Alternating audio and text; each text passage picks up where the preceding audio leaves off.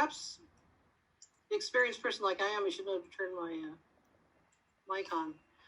Thank you, everyone. Happy to be here today.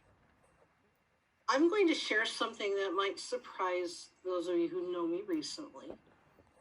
I'm a pretty shy person by nature. There are a lot of things I force myself to do, including in Toastmasters.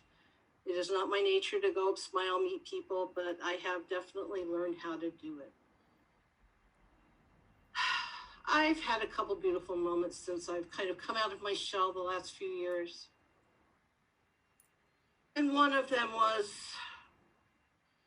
embracing my nerd, embracing my fandom, and not giving a what anybody thinks about me anymore. It's a glorious time. Probably one of the best illustrations of me hopping out of my shell were some bold choices I made that were completely unlike anything I thought I would ever do. I've been a nerdy fan of many things in my past, I'm not going to lie. But I became a fan of a certain actor long before it was hip, long before it was cool, when he was barely legal and I was old enough to be his mom. But I'll leave that there. I had an opportunity. One of the things Facebook gave me was an opportunity to join a group for this obscure actor. Met some folks online, found some local folks, and got dragged. I was dragged, I want to let you know, to my first convention where I paid to have a photograph taken with someone. Allow me to show you this glorious moment. Who is that actor, you might ask? Anyone know? Hands up, anybody? Yes, all the girls know. Me. So in 2011, I had the opportunity to pay a small amount of money, really like $40. And we were able to meet him in person, heard him speak. This was right after Jason Momoa is the actor for those men who might not be hip to who the ladies like. Nice guy, funny. He smelled amazing. He played with his hair. I have photos with his biceps bulging that are just, I can't share those today. That was something I didn't think I'd do, and to my surprise, I ended up doing it again. Why not? As my boldness grows, I realized that, just a hand on the arm like a friendly mom was not really what I wanted when I saw other photos he had done. So, as they say, I took it to the next level when I met him next. I'm trying this hard with the camera, but yes, that's me groping him.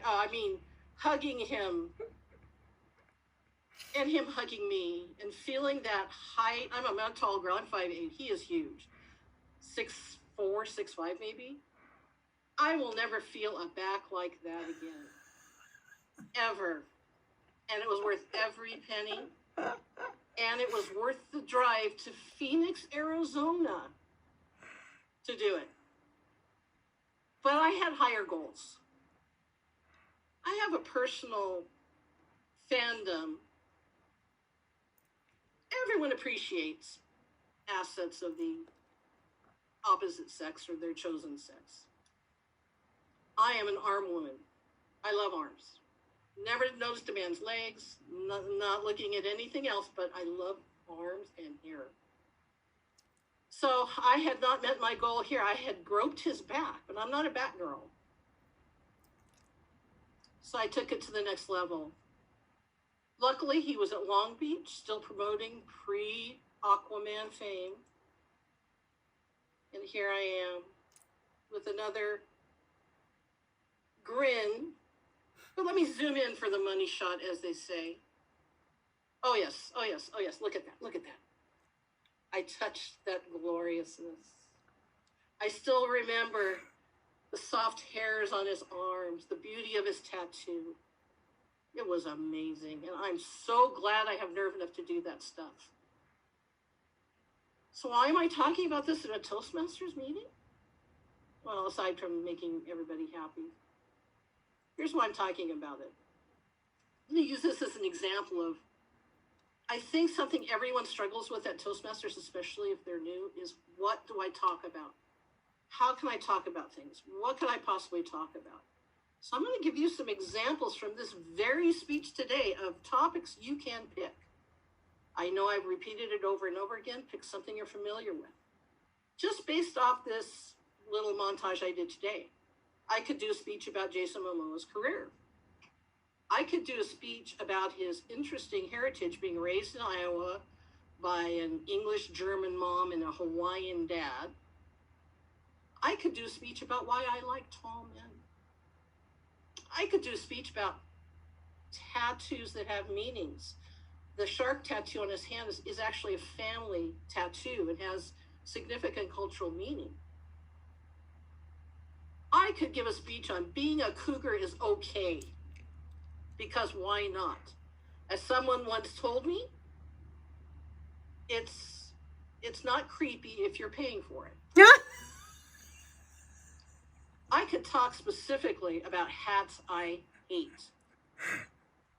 He wears this hat constantly. You'll see it again here. I hate that damn hat. I could talk about goal setting. I'm going to meet him the first time. I'm going to increase my goal to hugging him. I'm going to increase it to touching his arms.